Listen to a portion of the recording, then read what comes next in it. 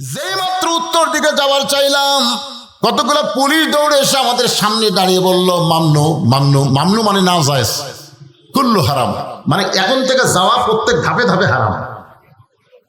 আপনি কন সৌদি মদিনার পুলিশ ঘুষ খাবি? যদি 10 টাকা বের করে দিই, যাই ভাই, ওইদিকে মন টানতেছে রে। না, আমরা চলে আসলাম। আসার পরে জোহরের নামাজ পড়ে মসজিদ নববীতে আমি একটু ঘুরতেছি, হঠাৎ এক সময় একটা জমজমের হাউজের কাছে আমি বসে বললাম, যখনই তৃষ্ণা লাগে জমজমের পানি খাই আর খুরমা খেজুর খাই। এমন সময় দেখি একজন ব্যক্তি, এখানে বুড়া থোড়া ভাঙ্গাচুরা মানুষ, মসজিদ নববীর মধ্যে ঢুকলো। আমরা যেখানে জুতা রাখি ওই তাকের মধ্যে এরকম পাগড়ি ঢুকাই দিয়ে সে পাগড়ি ধুলে দেয় চেয়ারের মধ্যে মশে। আমি বললাম, পাগল নাকি?